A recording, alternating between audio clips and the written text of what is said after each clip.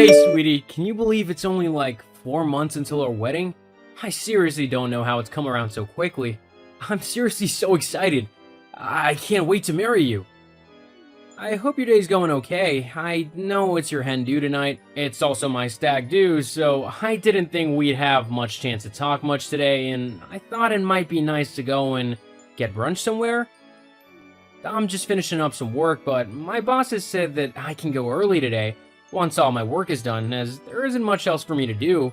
So I thought, seeing as I'm already in town, we could meet up at Charlie's Diner and have one of his famous breakfast burgers. What do you think? Oh, hey, yeah, sure. That sounds fine. Great, I can meet you there in about half an hour. Is that okay? I know that's more like lunch instead of brunch, but either way, food is food. Oh, actually, Martha's just texted. She wants to get going on the hen do early, so I don't think I'll be able to meet you for that lunch. She wants to get to the spa as quickly as possible because apparently she has some other things set up for the evening. That's okay. I want you to have a good time, so if you need to get off early, then don't let me stop you. Thanks. It should be a good night. Although, I don't know if we've got everything ready for the wedding, you know? Like, if we've ordered everything we need to order and paid for everything, maybe we should just postpone it all. What are you on about? We've got everything booked and paid for. The venue is all set. The caterers have been given the menu, including the vegetarian and vegan special meals for those who want them. We've got the band booked. Everything is pretty much set, I think. Yeah, but I think isn't full of confidence, is it? What if something is missing or we've forgotten something? Have you got the ice sculpture booked? In the band? Is it the one I asked you to get? Actually, about the ice sculpture, I've not ordered one. And the band you asked for wanted way too much money. They were literally overcharging and trying to rip us off. But I did find another band that I know you like, and they were more than happy to do it for the fee we said we could pay. Hang on. Let me get this straight. So you haven't booked the ice sculpture like I asked you to? And the band is a cheap, probably awful sounding one? That's not okay. Why didn't you get the ice sculpture? Well, the sculpture you designed would have cost us roughly $5,000 because it was custom made. We can't afford to spend that much on a pile of frozen water, which is just gonna melt anyway. We're better off spending that on the honeymoon or something, don't you think? No. If I say I want an ice sculpture, then I expect an ice sculpture. Honey, we can't get an ice sculpture. It's just not feasible. Well, it better become feasible. I can't have a wedding without an ice sculpture. Why not? What's so special about an ice sculpture? Well, Fiona DeWare had one at her wedding, so I need one to show off how rich and amazing I am as well. Fiona DeWare? You mean that D-list reality star person? She's not D-list. She's actually really successful and famous. Lots of people follow her on Instagram and YouTube. I want to be just like her, so my wedding needs to be like hers as well. Ice sculpture included. Well, we simply can't afford it. I don't earn enough to spend $5,000 on ice. Ugh, do I have to do everything myself? Hang on. What do you mean we don't earn enough for it? You earn a lot at your company, don't you? Well, I did, but unfortunately, I had to take a bit of a pay cut. What? Why didn't you tell me? Well, I didn't want you to worry, especially with the wedding coming up. I thought it would be better if I just kept it quiet so that we could get through the wedding without this adding to the stress. Well, how much of a pay cut have you had to take? About 50%. But don't worry, most of the wedding stuff has already been bought and paid for. 50%? Why couldn't you just cut your employees' wages? That way you could have kept yours at the level it should be. I couldn't do that to them. They earn less than me, and they've got families to look after, as well as themselves. At least if I take the pay cut, I'll still be earning a regular salary just until things pick up again. A regular salary? You'll hardly be earning anything. We'll have to live like poor people. Don't be ridiculous. We won't be living like poor people. Sure, we might have to cut back on some things, but we should be fine as long as we have each other, right? Now, everything will be alright. I'll handle the rest of the wedding arrangements. I don't want to marry you. Huh? That's not funny, Emily. To say something like that really isn't in good humor. It wasn't a joke. I don't want to marry you. Why not? I am not going to marry a poor person.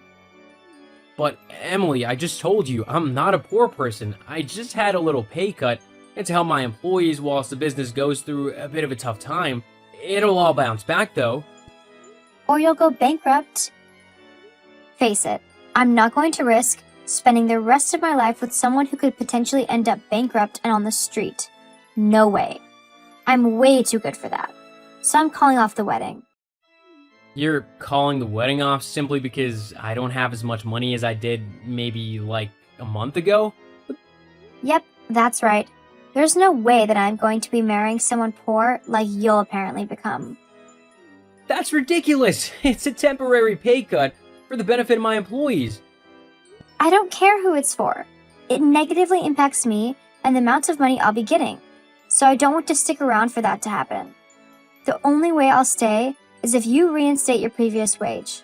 I don't care if you have to fire some employees or cut their wages to do it. That's the only way you'll keep me as a wife. So, what's it going to be? Me, the woman you've been dating the last few years and who you love? Or some nobodies who don't even matter? Wow, you know what?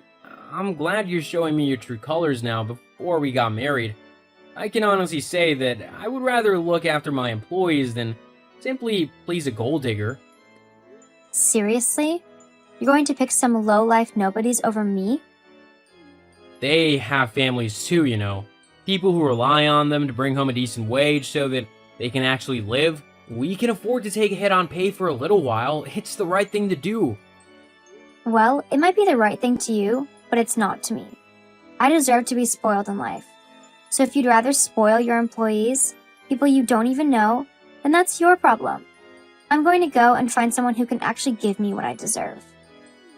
Fine, you do that. Gladly.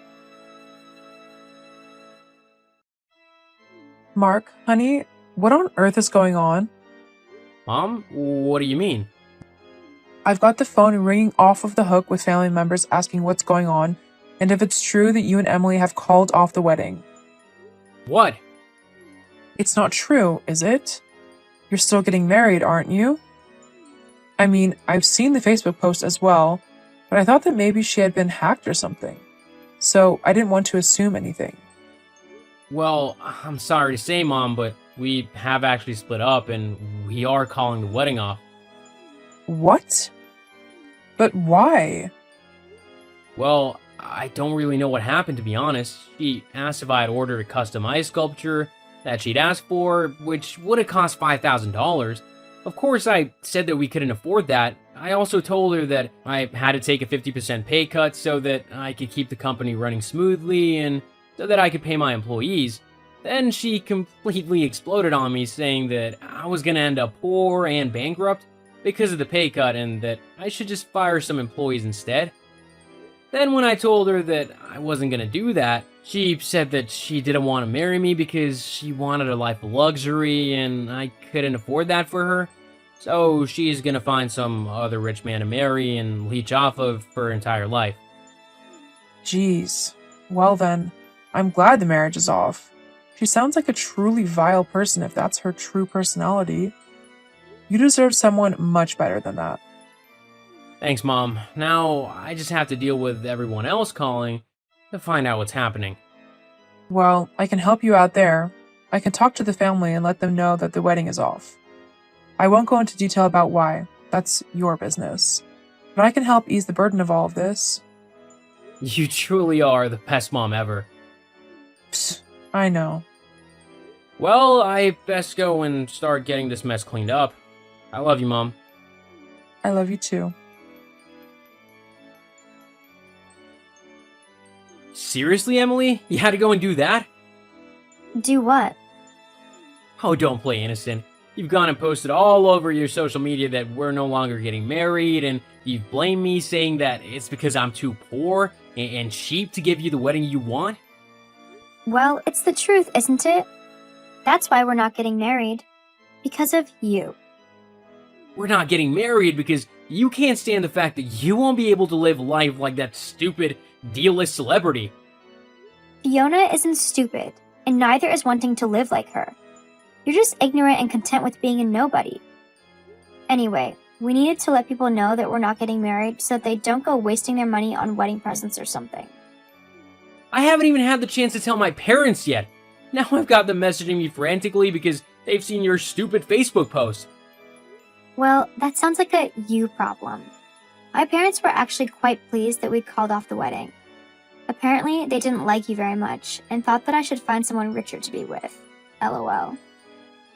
God, I can't believe you. I am so glad that I'm not marrying you now. I can see that you're a horrible person who's only interested in how much money she can get from her partner. Blah, blah, blah. Anyway, you can deal with telling everyone the wedding is off now and sorting out all of the refunds and whatever. I'm going on holiday with my friend. This whole ordeal has stressed me out and I need a good vacation to relax. You are seriously unbelievable. Leaving me to deal with the fallout of all this? How could you do that?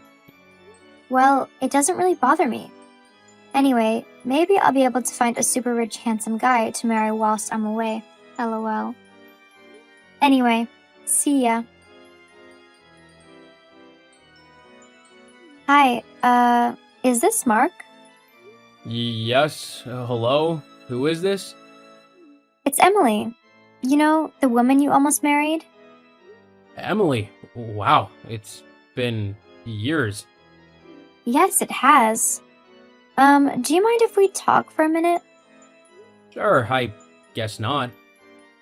You know, Mark, I've thought about that time a lot, when we were together. Yeah, I've thought about it too. You left quite an impression. I want you to know that I've changed, Mark. I've grown. I've learned.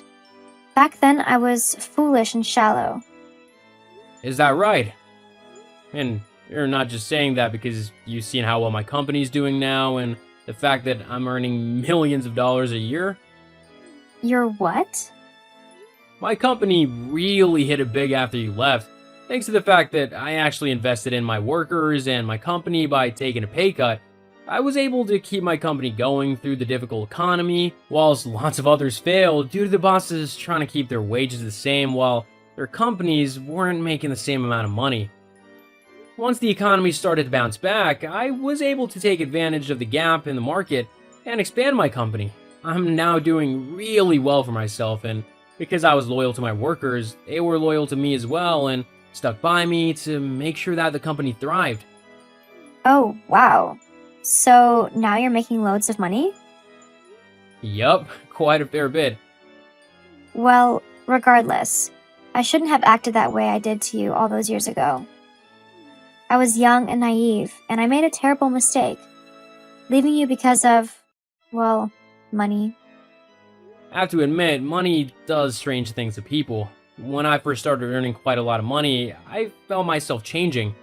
I was becoming less kind to people. I constantly felt like people were after my money and that I needed to hoard it all to make sure that I didn't lose it.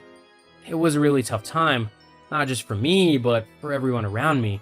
They also thought that I was changing, and not for the better. How did you stop that from happening? Well, after a very stern talking from my mom, I realized that money was causing the problem. So to solve it, I decided to give a lot of it away. I regularly give money to lots of different charities, and I've even started up my own charity to help homeless people get a place to live and a job so that they can try and get back on their feet. Wow, that's amazing. For me, I eventually realized the emptiness of my choices. It haunted me. And then recently, something happened that made me question everything. What happened? I met someone who seemed perfect. He was wealthy and everything I thought I wanted. We spent a few good weeks together. We went on quite a lot of vacations and weekend getaways, spent loads of money and had lots of fun. But as time passed, I discovered the hollowness behind the glitter, the same shallowness I once embraced. Karma, perhaps? Maybe. But that's not all. That someone, he turned out to be not so perfect after all. He deceived me, betrayed me. Oh, how the tables have turned. Mark, I fainted when I realized he was cheating on me. I felt the humiliation, the pain, the loss.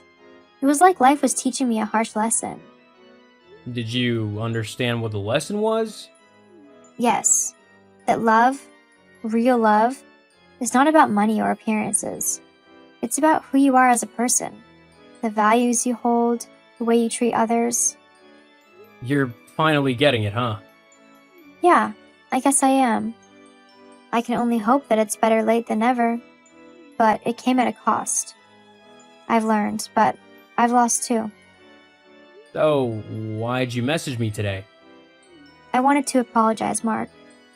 I was wrong to hurt you the way I did, and I wanted you to know that I now understand the pain I caused. Emily, I appreciate your apology, but it doesn't erase the past. It doesn't change what happened. I know, but I had to try. I hope you find the happiness and love you're looking for, Emily. I truly do. Thank you, Mark, and I hope you find the happiness you deserve too. Money really isn't everything. Whilst it is needed so that people can have a comfortable and happy life, without needing to worry about where their next meal will come from, it shouldn't become the sole focus of a person. Otherwise, it can lead to the destruction of relationships that otherwise could have been exactly what you needed and wanted in life. After my chat with Emily, I heard that she went on to get a job as a nurse so that she could help those who needed it. She also spent some of her time volunteering at her local charity to help the less fortunate. She found that even though these people often had next to nothing in life, they were some of the kindest and most understanding people that she had ever met. As for me, I still give to charity as often as I can. I also make sure to pay my employees the wages that they deserve for all the hard work that they do. Hopefully I can keep giving back to the world whilst I'm here and can try and make people's lives better one step at a time. Money, when hoarded, can cause nothing but hardship and misery for everyone else in the world. It is better to share what you have, especially if you have an excess of it.